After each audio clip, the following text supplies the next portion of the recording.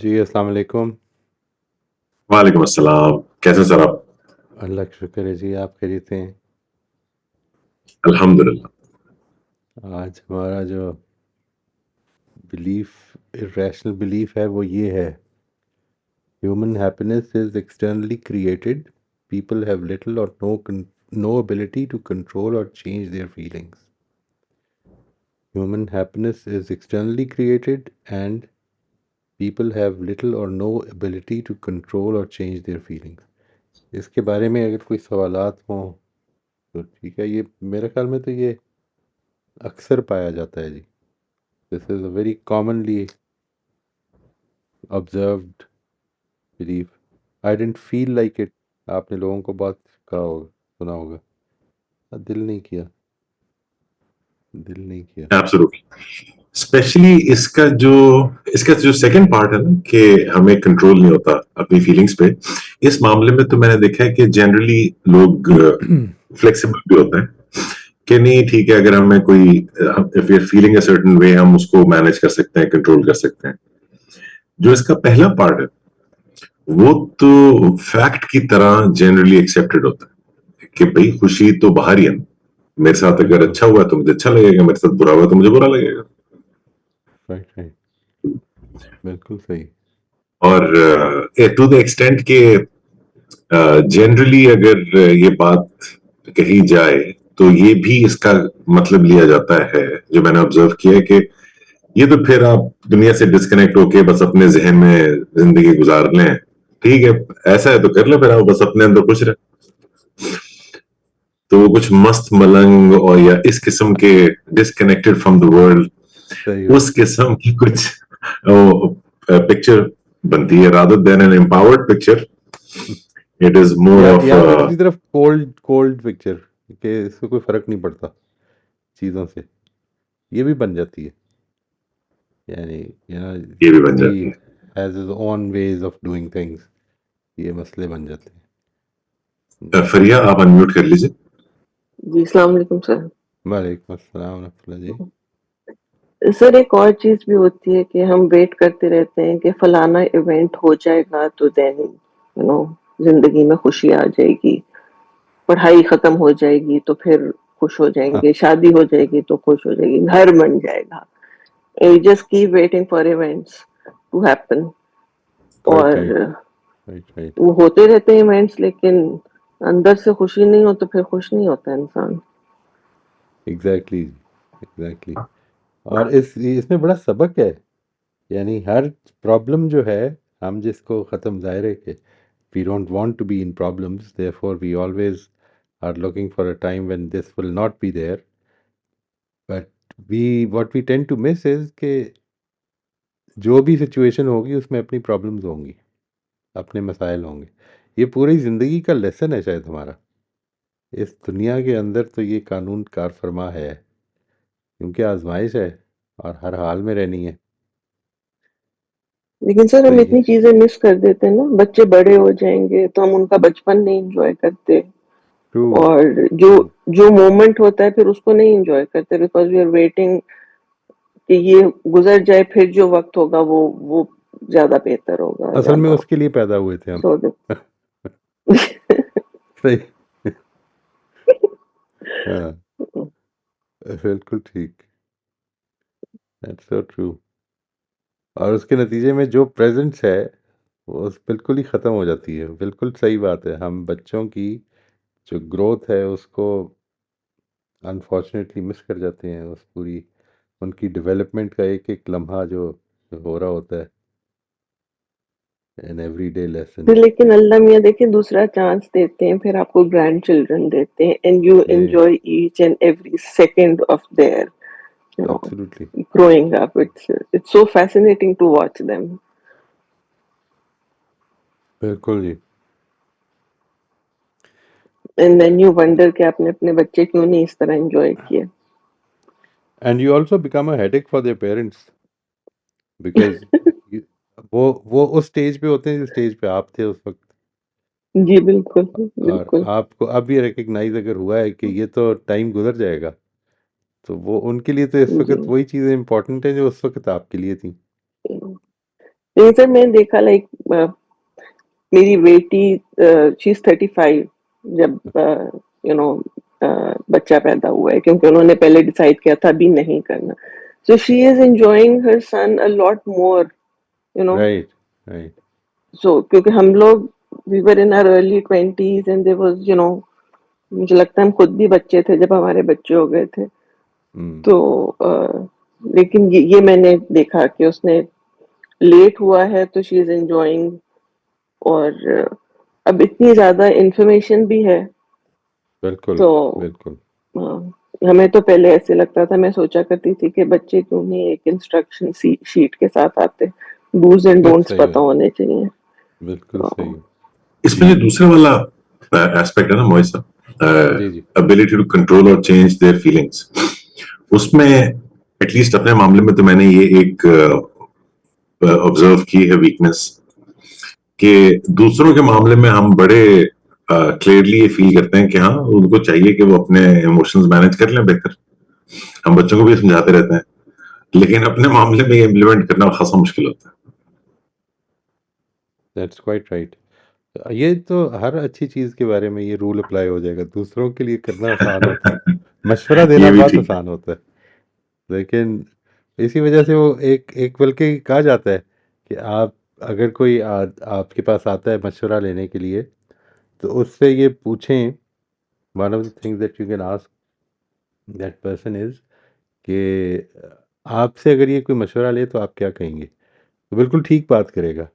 Generally वो अपने principles की ठीक एप्लीकेशन कर लेते हैं, लेकिन वो अपने मामले में नहीं कर पा रहे होते। There is a problem somehow. जबरदस्त बात है ये। In fact this is one of the sources of creation of limiting beliefs, जी, जी। कि हमें पता, ये मालूम होता है हमें कि हमें क्या करना चाहिए, लेकिन हम अपने लिए एक्सक्यूजेस क्रिएट करके we stick to them then.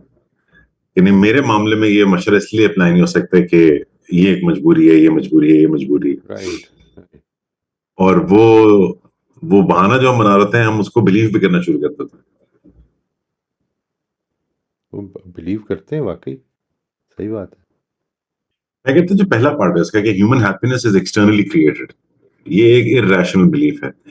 इसका सही वर्जन क्या होगा? What would be the right thing to believe? यानी इंसान के अंदर जो ये टेंडेंसीज़ हैं जितनी भी हैं, वो इंसान के अंदर हैं। इट इज़ देखिए एक ही इवेंट है, जो आप जिस पर्सपेक्टिव से एक कोई भी इवेंट देख लें, कोई टीम 2 खेल रही है, एक वाक़या हुआ है, एक पूरे की पूरी पॉपुलेशन खुश हो गई है और एक पूरी की पूरी पॉपुलेशन जो है दुखी हो गई है, ठीक है? तो it is something which is happening outside because of where I belong. और ये बात कि हम जब भी चीज़ों को एक्सटर्नली अपनी खुशी को डिपेंड कर छोड़ते हैं, एक्सटर्नल इवेंट्स पर डिपेंडेंट होते हैं, तो असल में हो ये रहा होता है कि हम ये समझ रहे होते हैं कि इसमें है जो कि अल्टीमेट, जिस तरह की बात कर रही थी फरिया, कि ये है जो होना चाहिए, बस this is where it should be. और पता ये चलता है बाद में कि वो इतनी कोई इम्पोर्टेंट चीज़ नहीं थी। और again we are looking for the next event. जो चीज़ इम्पॉर्टेंट है, the right version would be that basically it is about how we are processing the information that is happening outside. It is not happiness. Happiness is something, happiness एक ऐसा ऐसा ऐसा noun है कि जिसके बारे में ये कहा जाए कि वो उसमें एक दवाम पाया जाता है। ज़िंदगी में ये दवाम नहीं है। It is not meant to be that way. ये ज़िंदगी सर्विस के लिए है। यानी आपको एक प्रोसेस में डाल दिया गया है, उस प्रोसेस में से अप्स एंड डाउन में आपने जाना है, और उसके नतीजे में आपको जो चीज़ एस्पायर करनी है वो फुलफिलमेंट है, वो मीनिंगफुलनेस है। It is not happiness. Happiness, I don't know, I mean इसको इसके नतीजे में होता ये है कि हम प्लेजर को असल में हैप्पीनेस समझने लग पड़ते हैं, और वो जो प्लेजर है जिस वक्त मिलता है तो उसको हम समझ रहे होते हैं कि ये अच्छा हो गया, और वो हमेशा हमें बाहर की चीज़ों से मिल रहा होता है, यानी अंदर से आम तौर पे नहीं मिल रहा होता। ठीक है? जो फुलफिलमेंट है, मीनिंगफुलनेस है, आपका एक रिफ्लेक्शन की ज़रूरत है इन इन सारी चीज़ों में, ये वो हम करना नहीं चाह रहे होते। हमारा ये ख्याल है कि इसके नतीजे में कोई ज़िंदगी में कोई खुशी नहीं आती। असल में खुशी जिसको आप कहते हैं देर पा खुशी, वो असल में it is not something that is to be targeted. It actually happens as a byproduct of a meaningful act. आप इस तरह से सोचें कि आपको अपनी ज़िंदगी के वो वाक़यात अगर आप सोचें कि जिनको जो आप समझते हैं कि वाक़ई बड़े इम्पोर्टेंट रहे हैं, तो वो कोई पार्टीज़ में जाना या दोस्तों के साथ बैठ के गुफ्तगू करना इतना नहीं होगा जितना कि मिसाल के तौर पर किसी को कोई कंट्रीब्यूट किया, किसी के आँसू पोंछ दिए, किसी के दुःख में उसका शरीक हो गए। ये वो चीज़ें होंगी कि व्हिच यू विल थिंक कि यार वहाँ पे मैंने कोई अच्छा काम किया था शायद, यू नो किसी की मदद कर दी। ये जो फुलफिलमेंट का एहसास है कि मैंने कुछ किया है, असल में ये है जो कि which we should be aspiring for. Happiness तो असल में उसका नतीजा है। एक और पॉइंट जो अभी आपकी बात से मेरे जहन में आ रहा है वो ये है कि पर्सपेक्टिव बहुत इंपॉर्टेंट है। किसी भी वाकये से हमें जो इमोशन ट्रिगर हुआ है वो वक्ती तौर पे यकीनन पेनफुल हो सकता है और वो बड़ा रियल ट्रॉमा और रियल लॉस भी हो सकता है। और उस मौके पे अगर कोई मुझे कहे जब मैं शदीद दुख में हूं या तकलीफ में हूं कि यार असल हैप्पीनेस आपके अंदर है, तो मैं समझ नहीं पाऊंगा इस बात को। लेकिन हम किसी भी दुनिया में होने वाले वाकये को अपने साथ जब सही कॉन्टेक्स्ट में देखते हैं, सही पर्सपेक्टिव में देखते हैं, तब शायद ये एहसास होता है कि जैसे भी आपने भी जो बात की इस हवाले से, जो जो सही पर्सपेक्टिव है वो यही है कि हर वक्त खुश रहना इस दुनिया का मैं हो ही नहीं सकता। ये it is not the normal way भी इट नहीं इज है। सपोज्ड टू बी, होगा भी नहीं। बिल्कुल। And this will be some kind of abnormality. ठीक है जी, यानी हर वक्त खुश रहना, ये जो है कि अगर मैं इस वक्त खुश नहीं हूँ तो फिर कोई अपने आप को किसी चीज़ में डिस्ट्रैक्ट कर लूँ, देखें ज़िंदगी के उतार चढ़ाव, ज़िंदगी की सारी जितनी भी इंसान के अंदर इमोशंस हैं सारी बड़ी इंपॉर्टेंट हैं। अगर कोई मामला ऐसा हुआ है कि जिसके नतीजे में आपको दुखी, इंसान को दुखी होना चाहिए फितरी एतबार से, तो उस वक्त दुख बड़ी इंपॉर्टेंट इमोशन है जो हमारे अंदर है। और ये सारी की सारी इमोशंस हम इंशाल्लाह इसके ऊपर डिटेल से अब सेशन जब इस पे करेंगे इमोशनल इंटेलिजेंस के, most probably next session cognitive distortions के बाद वही होगा। देखते हैं, मैं उसको चेक करूँगा ज़रा। लेकिन उसमें the point that needs to be stressed is that every emotion is reasonable. हर इमोशन जो है, फ़ियर एक बड़ी रीज़नेबल इमोशन है। उसको उसकी जगह पे असल में चीज़ें, और वो बेसिकली ट्रिगर्स ही होने चाहिए वो। यानी आपको इमोशन जब पैदा हुई तो आपको एकदम इस तरफ डायरेक्ट करे कि ये मुझसे तकाजा कर रही है इस वक्त कि मैं slow down and let me grieve over my loss, let's say sadness, और उसके बाद ख़त्म कर देना है। यानी अफसोस हुआ, ये that sad that we loss, लेकिन इस चक्कर में पड़ जाना अब बाकी सारी ज़िंदगी इसी में गुजारनी है या 10 दिन इसमें गुजार देने हैं, ये मुनासिब नहीं है। मैंने कई दफ़ा लोगों को देखा है कि अगर कोई ग्रीफ है तो ग्रीफ में रहेंगे टिल द टाइम कि अगला चैलेंज ज़िंदगी का पैदा ना हो जाए। We have to get over it, get out of it. ये जो एस्पेक्ट है कि खुदा ने बड़ी नेमतों में रखा हुआ है, अभी भी हार गए, ठीक है हार गए, लेकिन बहुत कुछ अच्छा है, उसको एंजॉय करना चाहिए। जी नौशाबा, आप अनम्यूट कर लीजिए। जी, अस्सलाम वालेकुम सर। वालेकुम अस्सलाम अब्दुल्ला जी। सर ये मैं सोच रही थी इसके बारे में और मुझे भी एक्सपीरियंस हुआ था। एक 2-3 वीक से इस तरह हुआ था कि एक इंसिडेंट हुआ और उसने मुझे बड़ा सैड करके रखा हुआ था और मैं हर चीज़ से मतलब किसी तरफ भी ना मेरा ध्यान ही नहीं जा रहा था, अपने ध्यान को। तो फिर मैंने सोचा कि मैं इस चीज़ को थोड़ी देर इसमें जी लूँ। मुझे क्यों उदासी हो रही है या ये चीज़ हो गई है तो अब इसका कोई हल नहीं है, तो थोड़ा उसको अपने ऊपर ना तारी कर लूँ और उदास हो जाऊँ और डिस्ट्रैक्ट ना करूँ अपने आप को। तो मुझे राइट, ये फ़ील हुआ तब मैंने वो फ़ीलिंग अपने ऊपर तारी कर ली और उसमें से अपने आप को, तो फिर थोड़ा-सा मुझे रिलीफ़ मिल गया। जब तक मैं 3 हफ़्ते राइट, भाग रही थी ना, तो मुझे लगा कि वो भागना काम नहीं आ रहा था, मेरी वो फ़ीलिंग वहाँ ही मतलब हुई। तो जब मैंने उसको सामना कर लिया और सोचा कि अच्छा, इससे क्या कुछ सबक भी तो होगा ना इन चीज़ों से, सिर्फ़ यही तो राइट, नहीं कि ये बुरी है। तो फिर थोड़ा मुझे अपने अंदर ना चेंज फ़ील हुआ। एब्सोल्युटली। ये देखें, वो जो आप कर रही थी ना उसके नतीजे में जो पहले कर रही थी 3 हफ्ते जो आप फरमा रही हैं, वो सप्रेशन है। यानी अपने आप को इमोशन है उसको प्रोसेस नहीं करना, हमने किसी और तरफ ध्यान देना है, ठीक है? तो ये ख़त्म नहीं होना इसने ख़त्म नहीं होना। यानी आप इसके बारे में अच्छी तरह से गौर व फ़िक्र कर लें, is there anything I can do? एक लॉस हो गया है, इंसान लॉस पर दुखी होता है, ये कोई बुरी बात नहीं है। आदमी रोल वो जो आपने सुना होगा, आप आई एम श्योर कि मैंने बड़ी दफ़ा सुना है ये, कि थोड़ा-सा रोल हो, दिल हल्का हो जाएगा। ये जो एस्पेक्ट नहीं, थोड़ा-सा रोल हो, दिल हल्का हो जाएगा, ये असल में वो बात है जो आपने फरमाई है, कि कोई बिल्कुल। इश्यू नहीं है, लेकिन प्रोसेस भी करना है।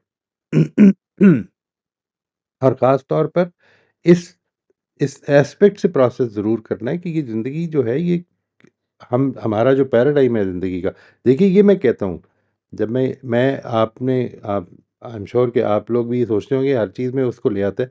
मैं I am not bringing in religion, I am talking about faith. आपका ज़िंदगी के बारे में जो पैराडाइम है उसको हटने ना दें। आपको उस लेंस से हर चीज़ को देखना है। इन इमोशंस जो पैदा हो रही हैं इनको भी उस लेंस से देखना है। लॉस हो गया है, तो इस चीज़ में ठीक है, मेरा एक साथी था, मेरे से बिछड़ गया है, अब कुछ नहीं हो सकता। मैं अब मेरी टीम हार गई है, and it's a very sad thing that I was totally emotionally invested in that, लेकिन this is what happens many times. अच्छा, अब अगली चीज़, अब प्रोसेसिंग में उस लेंस ऑफ फेथ को शामिल करना है कि ये यहाँ पर जो मामला हो रहा है वो खुदा के करने से हो रहा है। क्या सबक हैं जो मुझे सीखने हैं इससे? How do I react to this now? इसको समझ के अब आगे चलना है। ये जो आपने जो किया, ये if it is not something very private, तो आप सब दोस्तों के साथ शेयर भी कीजिएगा। How did you do it? क्या किया आपने? यानी you were trying to distract yourselves for a long time, और फिर आपने बैठ कर ये कहा कि मैं इसके थोड़ी देर जी। इसके ऊपर जम जाऊं। वो हाँ, बस मतलब उसमें ये था कि एक बच्चे का रिजल्ट था कि उसका बड़ा परफेक्ट हमेशा आता था। हम्म। तो लास्ट स्टडी का फाइनल रिजल्ट था, वो रिजल्ट अच्छा नहीं आया। तो मतलब उसमें बड़ी डिसअपॉइंटमेंट भी थी मेरे लिए, और ये क्या हुआ? तो मैं बड़ी सैड भी थी, और मतलब उसको मुझे समझ नहीं आ रहा था, और मैं ना अपने आप को डिस्ट्रैक्ट करने के लिए मैंने कभी भी रील्स नहीं देखी। खामखा एक वीडियो और जहाँ कोई इंफॉर्मेशनल होती थी वो सब लगता था पल्ले ही नहीं पड़ रही।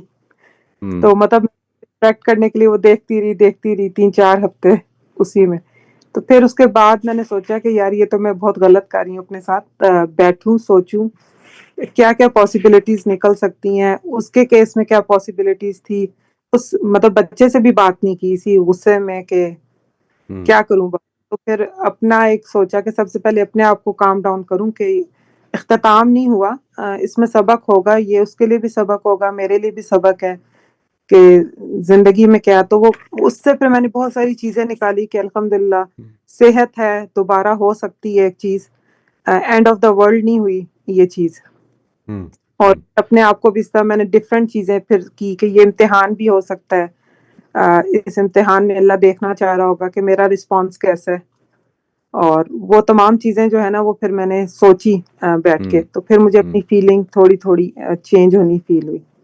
राइट। तो राइट। सो ये इसको इसको कहते हैं कि अपने जहन में you you play your own, क्या कहेंगे उसको, ओपोनेंट। ठीक है, आप एक हुँ, जगह खड़े हैं, अब आप ही अपने आप को समझा रहे हैं।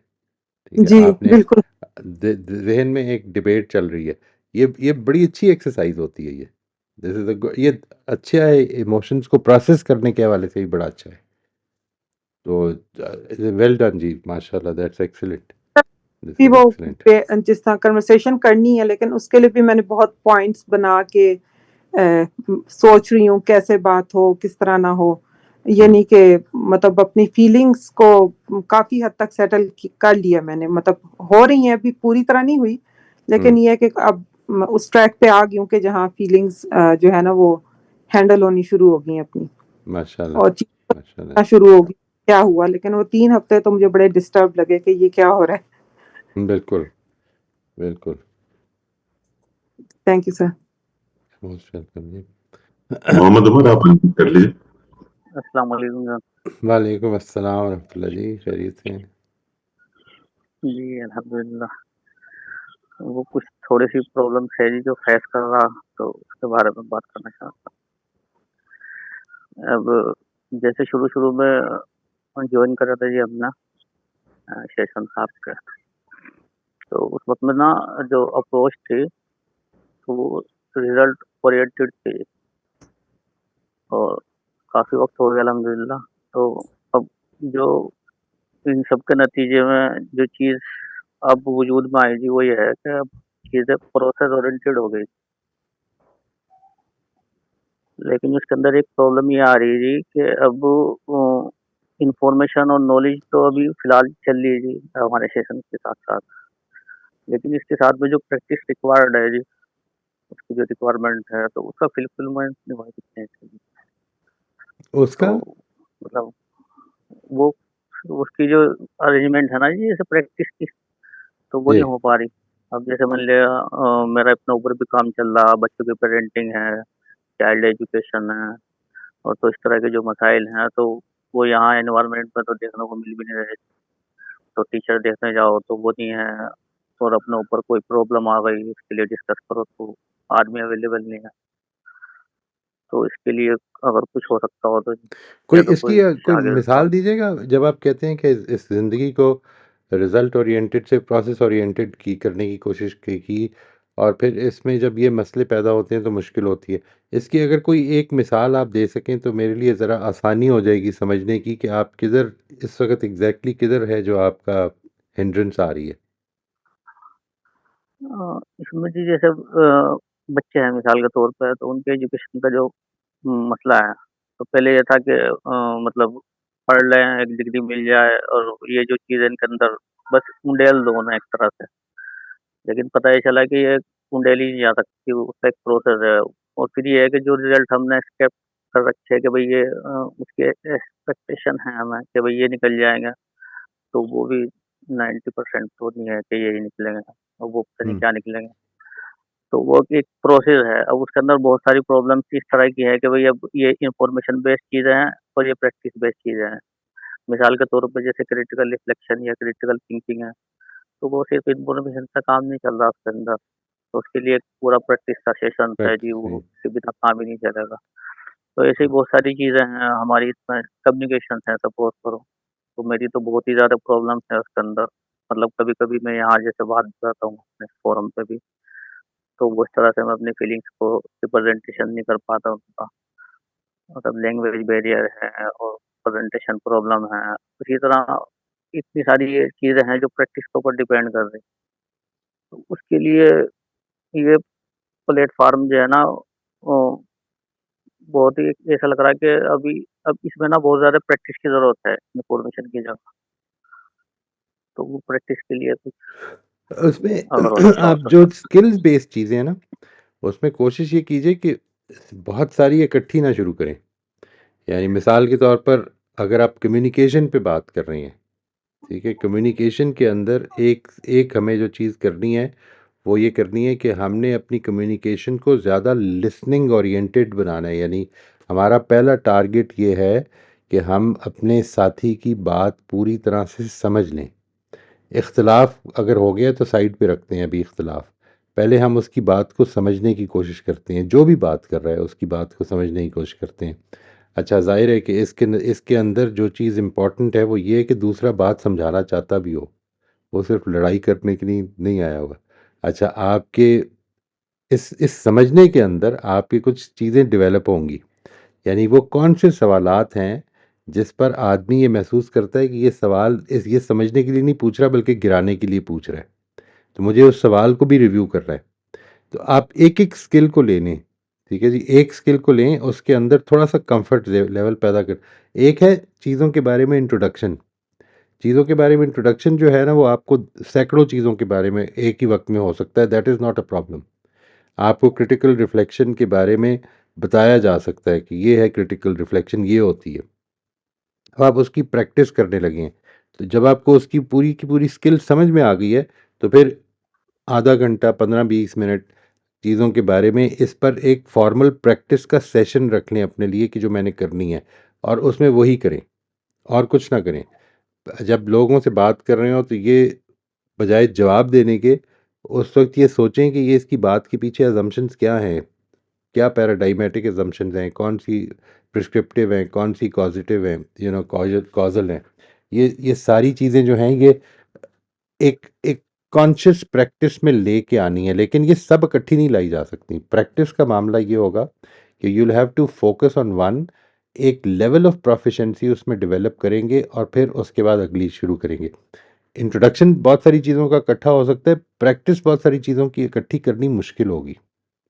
तो अब उसमें एक आदमी भी तो चाहिए ना जी, जो चीज़ों को वॉच करता रहे, वो बताए कि भाई ये चीज़ें यहाँ प्रॉब्लम होगी इसके अंदर, तो इसे यहाँ से करेक्ट करना। वैसे तो अब किताबों से भी पढ़ते हैं चीज़ें, फिर हम राइट, उनमें प्रैक्टिस करते हैं तो पता चलता है जी कि जी बस हमसे ज़्यादा परफेक्ट तो कोई है ही नहीं। फिर राइट। जैसे ही हमारा टीचर आता है, वो बताता है कि भई ये तो अभी तो कुछ भी नहीं है, ज़ीरो लेवल हुँ। है। फिर जब रियलाइज़ होता है तो ऐसा लगता है वो, ये तो ये जो सारी बंदा चीज़ें आपको चाहिए मतलब ना, ये जो आदमी चाहिए जो आपको बताए कि यहाँ पे गलती होगी, पहले उस बंदे को, वो भी जो भी है, it can be your wife, it can be your children, कोशिश करें कि इसके नतीजे में टारगेट आप अपने आप को बनाएं कि मैं ये करना चाहता हूँ, और जिधर मैं ये गलती करूँ मुझे आपने याद कराना है। ठीक है, आपसे बात करते हुए गलती करूँ या कुछ भी इस तरह का मामला करते हो, किसी और के साथ मामला करते हुए आप मुझे नोटिस करें। अच्छा, इसका एक एक बड़ा सटल फ़ायदा होना शुरू हो जाता है जी। वो फ़ायदा ये होना शुरू हो जाता है कि जिस वक़्त, सबसे पहली बात तो ये कि आपको करेक्ट करना है ना उसने, तो इसलिए उसको समझना पड़ेगा कि मसला असल में है क्या? एक बात, कॉन्सेप्ट उसका इस मामले में थोड़ा-सा क्लियर होना शुरू होगा। नंबर 2, जिस वक़्त वो आपको आपकी डेविएशंस पे चेक करना शुरू करेगा, तो अब वो अपने बारे में भी थोड़ा-थोड़ा कॉन्शियस होना शुरू हो जाएगा। ये इसका दोहरा फ़ायदा होता है। आपसे जो तकाज़ा होगा, वो ये है कि आप फ़ौरन जवाब ना दें। इसको फ़ीडबैक समझना है आपने। फ़ीडबैक समझते हुए फ़ौरन जवाब ना दें, और फिर उसका शुक्रिया भी अदा करना है कि थैंक यू वेरी मच, मैं इसको I will really think about it. मैं इस पे वाक़ई सोचूँगा कि क्या है।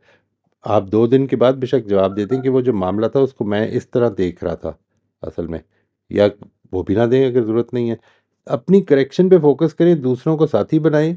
आपका साथी बनाना असल में दूसरों के लिए भी दरवाज़े आसान खोल कर देगा खुलने।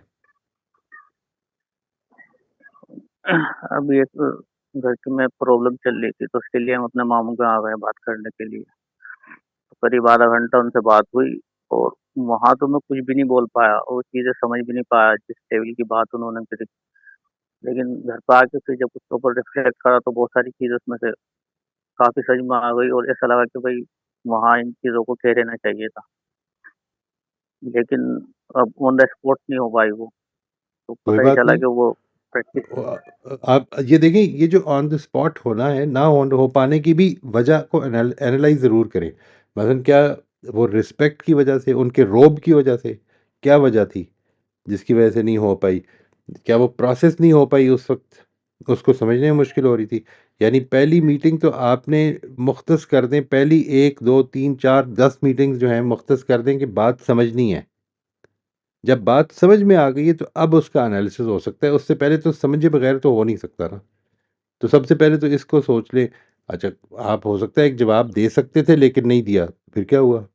आप दे देंगे। पहले बात समझनी है, ठीक है जी। वो बात अगर समझ में आ गई है ना, तो फिर आप उसका बैठ के एनालिसिस करेंगे तो आपको क्रिटिकल देखेंगे, क्रिटिकली उस पर गौर करेंगे, आपको पता चलना शुरू हो जाएगा कि किस-किस जगह पे उस पे सवाल होना चाहिए। चलिए ठीक है। अच्छा, वो ग्रुप की बात हो रही थी सर पिछली मर्तबा, तो ग्रुप का नाम था जी वो हमारा AIMC और पीला सा लोगन लगा हुआ है जी उसके ऊपर, हमारा ग्रुप में।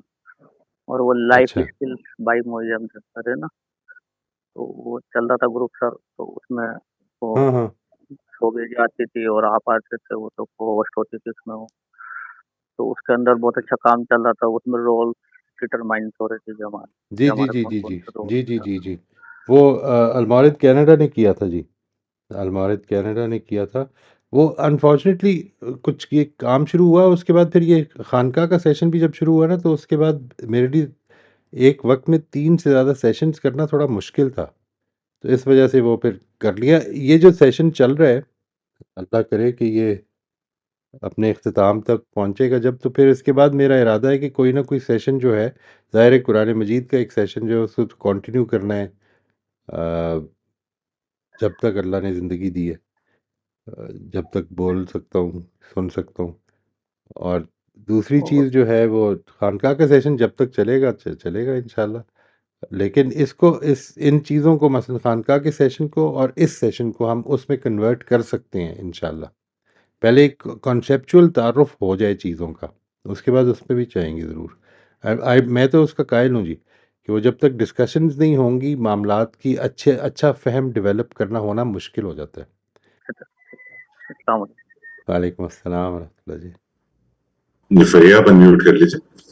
सर अभी आप वो नौशाबा बात करी थी ना ग्रीफ को प्रोसेस करने के लिए, जी, सर उसके बारे में एक छोटी सी बात शेयर करनी थी। जब मेरे वालिद साहब की डेथ हुई तो उनकी डेथ के 3 दिन बाद अम्मी मेरी तरफ शिफ्ट हो गई। तो उसके अंदर मुझे वो जो अब्बा को लूज करने का जो वो जो ग्रीफ जो थी ना, I was never able to process it because so much was going on. अम्मी की तबीयत ठीक नहीं है, उनका ख्याल करना है, जिंदगी ऊपर नीचे हो गई बेसिकली। और अभी recently I lost my mother. तो अम्मी को मिस करने से ज्यादा मैंने अपने वालिद को मिस किया उसके बाद। That was the time when I was able to actually sit down and process the loss. And it was 5 years. छोटा अरसा नहीं था, बिल्कुल। क्योंकि उस वक्त प्रोसेस नहीं किया था, तो it was there somewhere and I was not aware of it. और तो कितना ये इम्पोर्टेंट है अपनी अपनी ग्रीफ को या अपने इमोशंस को प्रोसेस करना, उनके साथ थोड़ा वक्त गुजारना। अभी आपने कहा तो मुझे ये बात याद आई, तो मैं कहा आपसे जी, शेयर बहुत करूं। इम्पोर्टेंट, ये बड़ा इम्पोर्टेंट है जी, and that actually suits you जब आप जी ये सर। कर लेते हैं। तो वो मैंने कई दफ़ा देखा है, आपने भी सुना होगा ये कि मुझे याद है my one of the earlier times 1970 late 70s की बात, 77 78 की बात, 77 की बात है शायद। I was about 15 years old. My फूफा passed away in an accident and my elder फूफा was totally like the shock में हम, कोई बोलना नहीं, कोई रोना नहीं, कोई आंसू नहीं, कुछ नहीं। And everybody was trying to get her cry and I was like, मुझे समझ नहीं आ रही थी उस वक्त, तो इतनी अकल नहीं थी कि क्यों रुला रहे, मतलब अच्छी बात है नहीं रो रही। तो लेकिन वो अल्टीमेटली उनका when her eldest son arrived, वो कहीं से उसकी पोस्टिंग हुई थी कहीं दूर, when he arrived she broke down and everybody was relieved कि ये बेहतर हुआ है। वो जो है ना ग्रीफ को प्रोसेस कर लेना, ये एक जी सर। इम्पॉर्टेंट चीज़, बल्कि इमोशंस को प्रोसेस कर लेना। असल में इमोशंस के बारे में जानना बड़ा ज़रूरी है। वो हमारा जो इस पे टॉपिक होगा, तो इस पे थोड़ा सा हम वर्किंग करेंगे। इमोशंस, अपनी इमोशंस के बारे में अवेयर रहना और फिर ये जानना कि ये हर इमोशन क्या मैसेज रखती है मेरे लिए, हम्म। टू स्लो तो वो डाउन इसके फॉर अ बाद वाइल। होगा, ये वो इसके इस बाद होगा कॉग्निटिव ये। कॉग्निटिव डिस्टॉर्शंस के बाद है शायद, या उससे अगला। मैं चेक कर लूँगा अपनी लिस्ट जो मेरे दिन में अच्छा। मैंने एक दो शेयर की थी ये पिछले सेशंस में, वो उसमें मैंने तरतीब ही शेयर कर दी थी। वो आसिफ साहब को मालूम होगा, उन्हीं के कहने पर की थी, मुझे याद पड़ता है जी। फिर वो जो व्हील था इमोशंस का। वो भी उसमें आएगा इंशाल्लाह, प्लूचिक व्हील। हम्म। हम्म, वो बड़ी अच्छी, उसको उस व्हील को समझाने की भी कोशिश करूंगा मैं कि इसमें क्या क्या एस्पेक्ट्स हैं, जो कि अगर आप इस व्हील को सामने रख लें तो क्या क्या एस्पेक्ट्स इसमें से समझ में आते हैं। कि कौन कौन सी इमोशंस, कुछ इमोशंस होती हैं जो कि मतलब सॉलिटरी इमोशन, सैडनेस है जैसे। अच्छा, इसी तरह से एक इमोशन जो है वो, एक इमोशन एक तो है एक कंटिन्यूइंग फीलिंग है, I love my son, let's say, this is not an emotion, लेकिन I feel loving, this is an emotion. ठीक है, ये दोनों चीज़ें, यानी ये लव जो है वो इमोशन भी है और वो एक कंटिन्यूइंग एटीट्यूड भी हो सकता है। तो ये दोनों चीज़ों में फ़र्क करना। और जिस वक्त लव और फियर दोनों जमा हों तो फिर ऑ बनती है। ठीक है, ये जो है कॉम्प्लेक्स इमोशंस जिसे कहते हैं, जो मिक्सचर ऑफ इमोशंस के नतीजे में बनते हैं, तो ये खुद एक स्टडी है। तो वो प्लूचक व्हील जो है वो इन सब चीज़ों को बड़ी अच्छी तरह से एक्सप्लेन कर देता है, विजुअली दिखा देते हैं। तो इंशाल्लाह उसको हम नहीं सर, डिटेल में देखेंगे। Looking forward to that sir, हाँ इंशाल्लाह। इंशाल्लाह जी, इंशाल्लाह। अल्लाह खैरियत थैंक यू रखे। सर। कोशिश करूँगा मैं इमोशनल इंटेलिजेंस जो मैंने जिस तरह से समझा था उस तरह से आपके साथ शेयर कर दूं। वो 6 सेकंड्स का मॉडल है, वो उसको कहते ही emotional action, emotional intelligence in action है। यानी मकसद उसका सिर्फ थ्योरेटिकल नॉलेज नहीं होता, बल्कि it is about how to put it in action. तो वो होगा हमारा टारगेट इंशाल्लाह कि उसको देखें। ये जो हमारा अब 10 बिलीव्स एक दफ़ा हो जाएं, तो इसके बाद कुछ सेशंस इस पे होंगे कि डिस्टॉर्शंस फिर इनसे किस तरह बनती हैं, हाउ डू वी, मिक्सचर्स हैं इनके भी, कि उनके नतीजे में किस तरह से वो जो कॉग्निटिव डिस्टॉर्शंस हैं उनके भी नाम हैं। जैसे ऑल इन क्या, ऑल और नथिंग है, या कैटास्ट्रोफाइजिंग है। इस तरह की चीज़ें जो हैं वो उसको एक्सप्लेन करने, and then you become aware of them कि मैं इस वक्त इस डिस्टॉर्शन का शिकार हो रहा हूँ, या मेरे अंदर ये बिलीफ है और मेरा ये बिलीफ नुमायाँ हो रहा है। ठीक है ना, ये जो एस्पेक्ट है, इसको, इसके बारे में अवेयरनेस अपने अंदर पैदा होनी शुरू हो जाए। मैं क्यों नहीं ये कर सका, बात करने गया था, बात नहीं कर सका। जिस तरह अभी उमर साहब ने फरमाया कि बाद में ख्याल आए, तो वो बाद में ख्याल आना तो कोई मसला नहीं है। यानी ये तो हो ही सकता है ना कि हम प्रोसेस लेट हो गए। लेकिन कई दफ़ा पे ये देखेंगे आप कि कई दफ़ा आप किसी से बात करने जाते हैं, बात हो नहीं पाती। वो क्या वजह होती है? कुछ ये कॉग्निटिव इमोशंस ये मिक्सअप हो रही होती हैं चीज़ें। तो उन चीज़ों को भी ठीक करना है इंशाल्लाह। आयशा आप अनम्यूट कर लीजिए। अस्सलामुअलैकुम। जी वालेकुम अस्सलाम बेटा। सर मेरा क्वेश्चन ये है कि अगर कंट्रोल पेरेंटिंग हुई हो और आप एक्सटर्नल वैलिडेशन पर डिपेंडेंट हो और आसपास का माहौल भी आपको बड़े होकर ये फील करवा रहा हो कि आप अच्छे नहीं हैं और आप क्या नहीं है? यानी आप अच्छे नहीं हैं, आप इनफ नहीं हैं, आप आपसे बेहतर हैं लोग बाकी, यानी आप लोगों से बेहतर नहीं हैं, आप या आप लोगों से कमतर हैं। तो ऐसा इंसान खुद का कंट्रोल कैसे हासिल करे? खुद पर। जी। यानी ये जो बात है कि एक तो ये कि किसी के कहने से एक चीज़ फैक्ट नहीं बन जाती। और मेरे एक दोस्त हैं, वो मुझे कहते होते हैं कि मैं आपके साथ सिर्फ फैक्ट्स शेयर करूंगा। मैंने कहा आप मेरे साथ सिर्फ अपने फैक्ट्स शेयर करेंगे, ठीक है, ये कहें। तो कहते नहीं नहीं, बिल्कुल ऑब्जेक्टिव फैक्ट्स। मैंने कहा नहीं, असल में whenever there is interpersonal relationships में ऑब्जेक्टिव फैक्ट्स कुछ नहीं होते, या आपके फैक्ट्स होते हैं या दूसरे के फैक्ट्स होते हैं। ठीक है, यानी हम इस वक्त इस अजम्पशन पे चल रहे हैं कि दोनों में से कोई भी डिसऑनेस्ट नहीं है। अगर ये अजम्पशन भी ख़त्म हो जाए तो फिर तो गुफ्तगू करने की ज़रूरत ही नहीं है ना, फिर तो ख़त्म हो गई बात। तो ये चीज़ ज़हन में रखें कि जब कोई राय देता है आपके बारे में, मिसाल के तौर पर that you are not good enough, या उसके मुकाबले में आप कमतर हैं, इसके अंदर एक बड़ी मेजर अजम्पशन ये मौजूद है कि दो इंसान कंपेरेबल होते हैं, दो क्वालिटीज़ कंपेरेबल हो सकती हैं। यानी आप ये कहें कि उसके मुकाबले में आप स्लो बात करते हैं, ये कहें, समझ में आएगी बात। तो इसमें क्या बुराई है, क्या कमतरी है आपकी? यानी कभी इसको डिटर्मिन करने की कोशिश की है आपने? हाउ आर यू लेस या हाउ आर यू बेटर? नहीं सर। सर मुझे लगता है वो जो पीछे कंट्रोल पेरेंटिंग हुई है उसकी वजह से एक्सटर्नल वैलिडेशन पर डिपेंडेंसी है कि बाहर के लोग माने तो तभी कुछ हूं मैं। ये जो बात है ना, ये अपनी जगह पे ये बिल्कुल ठीक है, ये पॉसिबल है। लेकिन आज जिस वक्त आप इस जगह पे पहुंच जाते हैं, जब मैं एक कॉन्शियस इंसान बन गया हूं, तो अब वो जो असरात थे अपनी कॉन्शियस एफर्ट से उसको उनको ख़त्म कर सकता हूं मैं। यानी ये बात अपनी जगह पे ठीक है। अगर जब तक मैं कॉन्शियस नहीं होऊंगा ना, तो जो कुछ मेरे माहौल ने, चाहे मेरे वालिदैन की वजह से, चाहे मेरे मोहल्ले की वजह से, चाहे टीचर्स की वजह से, जो कुछ भी हुआ होगा, उसके कुछ असरात होंगे, लेकिन लेट्स से यानी मैं आपको उसके असरात के बारे में यूँ बताता हूँ, इसकी मिसाल देता हूँ that I believe that we should not never तो never say never, but we should not say to a child that this is oh you done very well.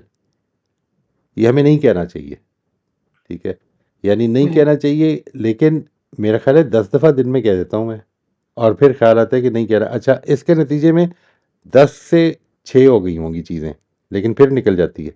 तो लेकिन अब कॉन्शियस हो गया हूँ तो कंट्रोल हो सकता है।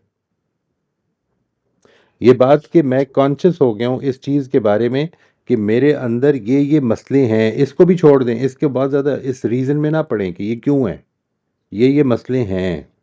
अगर ये हैं तो मुझे इनको ठीक करना है और ये मेरी जिम्मेदारी है।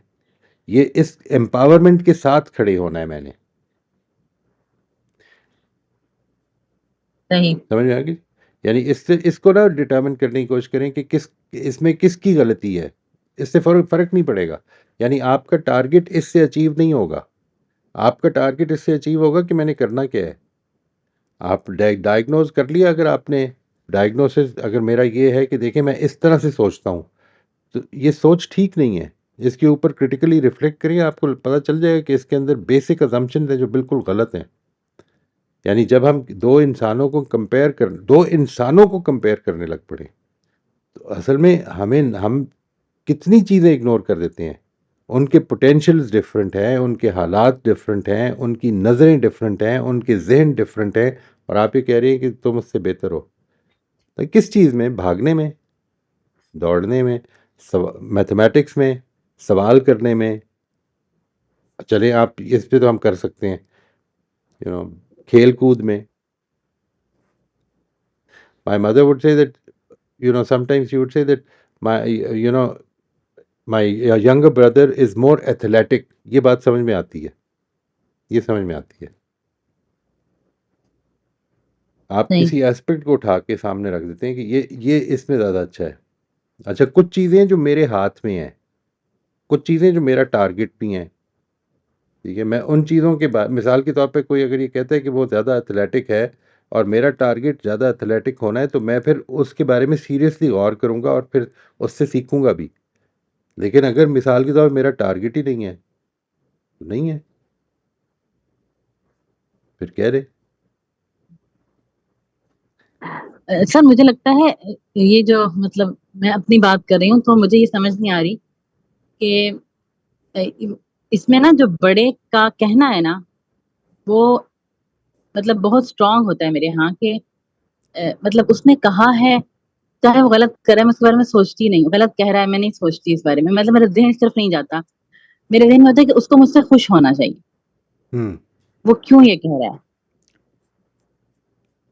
Belief number 1, irrational belief number 1 जो था ना, वो ये था कि I should get the approval of all those who are significant for me. उनको मेरे से खुश होना चाहिए, ठीक है जी। यानी ये जो बात है उसके ये सारे काफ़ी इंटर रिलेटेड होते हैं। ये जो बिलीव्स है ना, इररेशनल बिलीफ, ये काफ़ी इंटर रिलेटेड होते हैं। जब आप ये कहते हैं कि उसको मेरे से खुश होना चाहिए, यानी मुझे मेरी ज़िंदगी में उसके उतरते चढ़ते मूड्स की वजह से वो कैसे रिस्पॉन्ड करेगा, मेरे भी मूड्स उसके उतरने चढ़ने की वजह से उतरते चढ़ते रहेंगे। तो क्यों खुश होना चाहिए उसको मेरे से? यानी मुझे उसकी उसकी खुशी नहीं, उसकी सहूलत को टारगेट करना है, उसकी पसंद को टारगेट करना है जिस हद तक मुमकिन हो सके। But this is what I can do. आपके साथ कई दफ़ा ऐसे होगा, हमारे साथ होता है कि हमारा मूड अच्छा नहीं होता है, कोई हमारे लिए बड़ा अच्छा भी कोई मजाक भी कर देता है तो मजाक भी अच्छा नहीं लग रहा होता। गौर किया आपने?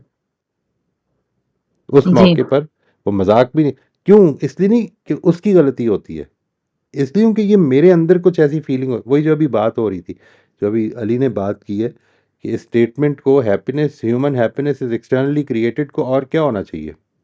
Human happiness is the creation of our processing. हम एक चीज़ को कैसे प्रोसेस कर रहे हैं उस तरह से है। और अगर मैं इसको देख लूँ, इसको समझ लूँ कि मेरी हैप्पीनेस असल में मेरी प्रोसेसिंग पे डिपेंडेंट है, तो मैं अब प्रोसेसिंग मेरी है, बाहर जो कुछ हो रहा है वो मेरा नहीं है, किसी ने क्या बात करनी है वो मेरे हाथ में नहीं है, मेरा कोई कंट्रोल नहीं है उस पे। मैंने अपनी तरफ से बहुत अच्छी इंटेंशन के साथ बड़ी खिदमत के जज्बे से एक काम किया और वो उल्टा पड़ गया। अब उसने मुझे लिताड़ दिया और उसके नतीजे में मेरा सत्यानाश हो गया। यानी ये जो सारे का सारा सर्कल है, मैं इसमें अपना कंट्रोल लूज कर रहा हूँ टोटली। इसको वापस लेना है। अब इसके बारे में आप कॉन्शियस हो गई, ठीक है। तो ये अब जो कॉन्शियसनेस वो है जिसको अभी हम उमर साहब से बात करते हुए मैंने कहा था कि ये है जो कॉन्सेप्चुअली क्लियर हो गया बात, कॉन्सेप्चुअली क्लियर हो गई बात कि मुझे अपना कंट्रोल वापस लेना है। ये जो वापस लेने का अब फैसला करके आपने काम शुरू करना है, ये प्रोसेस है और ये टाइम लेगा। इन्फॉर्मेशन तो एक जुमले में दे दी जा सकती है, हो सकता है इतने समझदार लोग होते हैं कि वो एक ही दफ़ा में बात समझ लेते हैं, ठीक है। लेकिन अब जो जो जिद्दोजहद है वो इस प्रोसेस में है कि अब इसको हासिल करना है, अब इसको अपनी हैबिट बनानी है, मैंने इसके बारे में कॉन्शियस हो जाना है, मैंने अपनी फीलिंग्स के बारे में ये कॉन्शियसनेस क्रिएट कर लेनी है कि अगर कोई फीलिंग मुझे डिसएम्पावर कर रही है तो मैं रुक कर उस पर गौर करूं कि मसला क्या है, क्यों कर रही है, नहीं। ठीक है ना। किसी ने तारीफ कर दी है मेरी, मैं खुश हो गया हूँ। किसी ने साथ ही बैठे हुए उसने कहा नहीं नहीं अन्य भी कोई गल नहीं है और मैं फिर दुखी हो गया हूँ। ये तो गड़बड़ हो गई है। मुझे अपने काम करने हैं।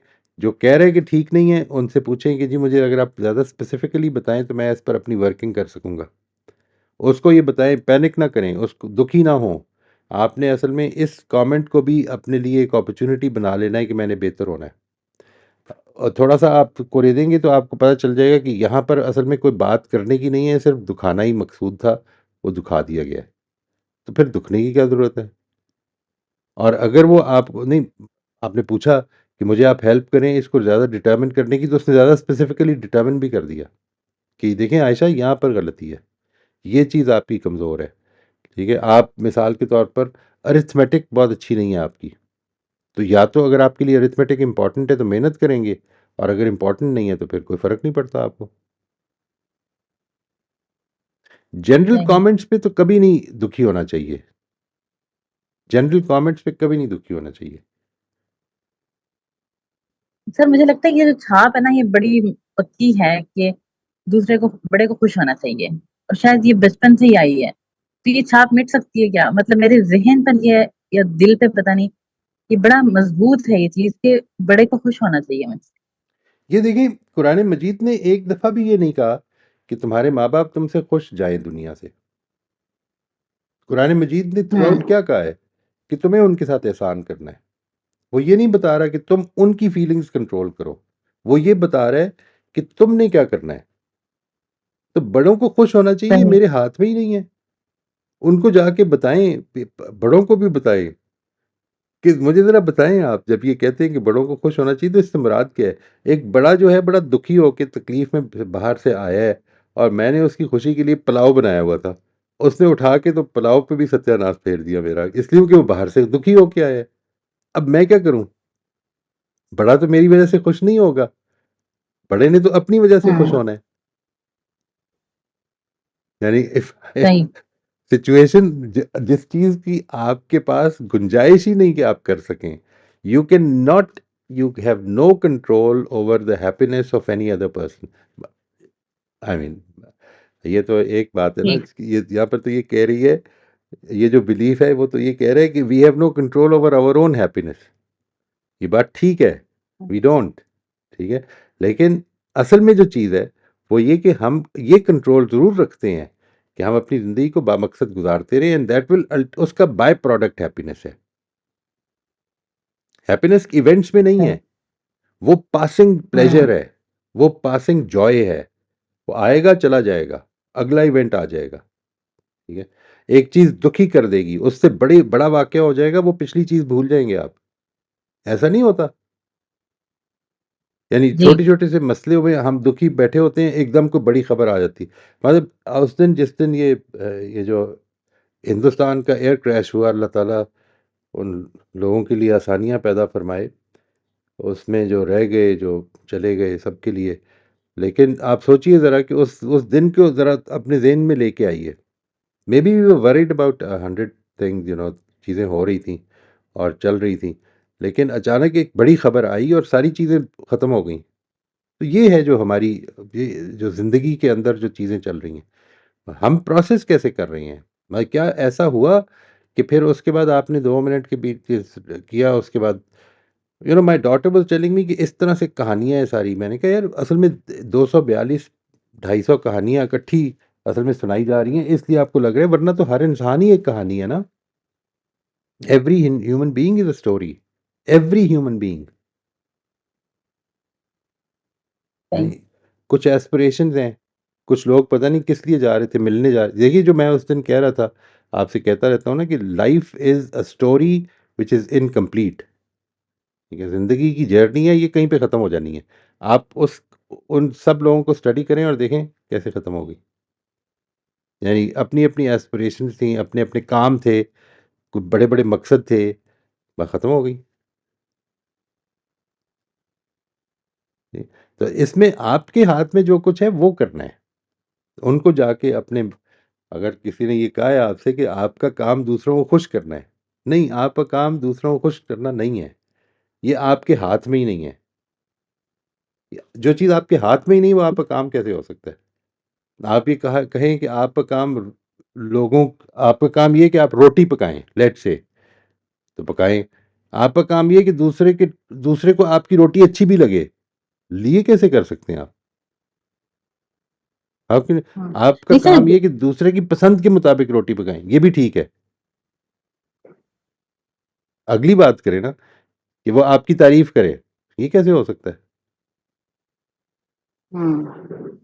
How can this happen? This is not in your control. Sir किसी ने कहा नहीं कि खुश करना है। मुझे लगता है कि बचपन से ना मेरे अंदर ये चीज बहुत गहरी छिपी हुई है मेरे दिमाग में कि उन्हें खुश होना चाहिए, बड़ों को खुश होना चाहिए। क्योंकि उसके नतीजे मैं में मोहब्बत मिलती है। हम्म, जी राइट, राइट। देखिए ये है कंडीशनल लव। जिस वक़्त इंसान को, और ये, मैं ये नहीं कह रहा खुदा ना ख़ास्ता, अस्तग़फ़िरुल्लाह, मेरा मतलब ये नहीं है कि आपको ये मिली है। ये मतलब है कि जिस वक़्त मैंने देनी है तो मैं ये ना करूँ। इस चीज़ से बचना है। बिकॉज़ दिस क्रिएट्स इंसान के अंदर उसकी सेल्फ वर्थ ख़त्म हो जाती है जब आप ये देते हैं। आपको ये लगता है कि मैं कुछ करूँगा ही तभी मोहब्बत के काबिल होऊँगा। अच्छा, और उसका नतीजा क्या निकलता है? देखिए मैं आपसे अर्ज़ करता हूँ, उसका नतीजा ये निकलता है कि सच बोलूँ या झूठ बोलूँ, ये सच मेरा इसको बुरा लगेगा, तो चलो नहीं बोलता। देखिए ज़िंदगी बिल्कुल वर्थलेस हो गई है। क्योंकि किसी को बुरा लगेगा तो मैं क्यों इंसाफ की बात करूं? किसी को बुरा लगेगा, मैं क्यों इस तरह की ये बात करूं कि ये ठीक है और ये गलत है? बुरा लग जाएगा किसी को, तो फिर तो मसला ख़त्म हो गया ना। Then I don't have any control over myself. फिर मैं वो करूंगा जो दूसरों को अच्छा लगेगा, या जिसके जिसके अंदर ये चांस होगा कि अच्छा लगेगा। सही। इससे अपने अपने आप को, once you are aware of it, तो इससे अपने आप को बिल्कुल फारिग कर लें, बिल्कुल निकाल दें। ये मेरा मसला नहीं है कि दूसरे को कैसा लगेगा। मैं कुछ कर ही नहीं सकता। मेरा काम ये है कि मैंने ठीक काम करना है और अच्छे तरीके से करना है। मैं किस चीज़ पे गौर कर सकता हूँ? काम ठीक है, नंबर 1, मेरा तरीका ठीक है, नंबर 2, दैट्स इट।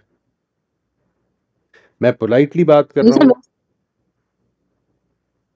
नहीं, मेरा सवाल यही था कि मैंने वो कंट्रोल कैसे हासिल करना है, खुद पर कंट्रोल। वो प्रोसेस क्या क्या है जिसको मैंने अडॉप्ट करना है? नहीं, आपने असल में ये चीज़ कि मैंने जो काम करना है, वो किस प्रिंसिपल पे बेस्ड है। प्रिंसिपल्स आपको ठीक रहनुमाई कर देंगे ना, कि ये काम प्रिंसिपल से बेस्ड है। ठीक है, दूसरे को खुश करना तो किसी प्रिंसिपल पे बेस्ड ही नहीं है। ये किस प्रिंसिपल बेस्ड है? ठीक है, ठीक है ना? यानी आपका प्रिंसिपल कंपैशन हो सकता है, दूसरे को खुश करना नहीं हो सकता। दूसरे की फीलिंग क्या सही। होगी वो किसी के मतलब किसी के पास नहीं है। देखिए वो एक आदमी है, वो कल मेरे पास एक साहब आए हुए थे, मुझे बता रहे थे कि एक बंदा मिला कि जिसके गला कटा हुआ था, उसके डाकुओं ने उसके साथ ये कर दिया था और वो कहीं बाहर सड़क पे पड़ा हुआ था। ही वाज टेलिंग मी किस तरह मैं उनकी, आई ट्राइड हेल्पिंग हिम। और मैंने वो सारा टाइम उसके साथ गुजारा, यहाँ तक कि वो सुबह फजर के बाद से शुरू हुई थी बात और 3 बजे वो फौत हो गया। दोपहर को 3 बजे बड़ी जगहों पे लेके गया, अस्पतालों में ये किया वो किया, अल्टीमेटली ही पास्ड अवे। रिजल्ट से देखें आप, वॉज इट एनीथिंग मीनिंगफुल? मर गया बंदा। प्रोसेस को देखें आप, वॉज इट एनीथिंग मीनिंगफुल? क्या बात है, क्या शानदार काम किया। आखिरी दम तक कोशिश करता रहा है वो, लेकिन वो बंदा नहीं बच सका। कुछ चीज़ें मेरे हाथ में नहीं हैं, उनको टारगेट ना करें कभी भी। आपने ये टारगेट करना है कि इस वक्त का तकाजा क्या है, क्या मैं ठीक कर रहा हूँ। एक बात ये कि ठीक कर रहा हूँ और दूसरी बात ये कि ठीक तरह कर रहा हूँ। यानी मैं कोई ऐसा तो नहीं कर रहा कि सच बोलते बोलते मैं दूसरे को गाली भी दे रहा हूँ, या अपना मेरा फेशियल एक्सप्रेशन, बॉडी लैंग्वेज तौहीन आमेज़ है, ये नहीं करने देना। ये उस तरीके को भी ठीक करना है, पोलाइट भी रहना है, अच्छा भी रहना है। इस सब कुछ के नतीजे में दूसरा खुश होगा नहीं होगा, I have no control over that.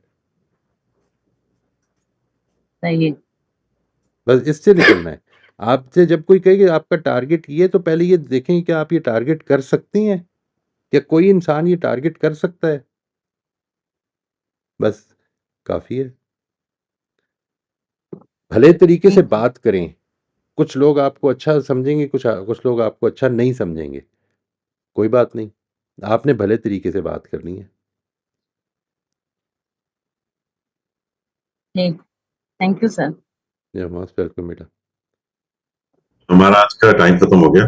Adnan, आपका हैंड रेज्ड है। इंशाल्लाह नेक्स्ट टाइम आप जब ज्वाइन करेंगे तो पहले हैंड रेज कर दीजिएगा, हम आपको पहले मौका दे देंगे। मैं आप ज्वाइन कर लीजिएगा, मैं नोट कर ली, वो आप खुद ही नाम पुकार लेंगे, अली बुला लेंगे। जी हाँ। ठीक है। बस एक छोटी सी चीज एंड में मोहित साहब, बिल्कुल मुझे जॉर्डन पीटरसन का एक कमेंट याद आ गया। Not necessarily I agree with everything he says, आजकल बड़े कंट्रोवर्शियल हो गए, लेकिन आपकी बात से मुझे ख्याल आ रहा था कि once he said कि in order to think you have to risk offending others. Right, absolutely. और ये जो बात जरूरी नहीं कि जो निकल मैं जा रही थिंक कर रहा हूँ वो सही है गलत है, लेकिन just absolutely, to even have a point of view, ये रिस्क लेना जरूरी है। Even if you want to agree with somebody, ये रिस्क लेना पड़ेगा। यानी अल्टीमेटली हो सकता है फैसला ये निकले कि I agree with you, but before that you need to understand what am I agreeing with, और उस चक्कर में वो ऑफेंड हो सकता है। इससे एब्सोल्युटली, तो कुछ भी नहीं कर सकते ना जी, ये तो एब्सोल्युटली। बड़ी मुश्किल आजमाइश पड़ जाएगी। अगर अल्लाह ताला ने ये कहा होता कि तुम्हारे वालिदैन तुम्हारे से खुश जाएं दुनिया से, oh my God what would have happened, imagine. मुश्किल हो जाता मामला बहुत। ठीक जी, अल्लाह खैरियत ठीक रखे, है, इंशाल्लाह नेक्स्ट वीक मिलते हैं। बहुत बहुत शुक्रिया, थैंक यू एवरीवन। अस्सलाम वालेकुम। अस्सलाम वालेकुम।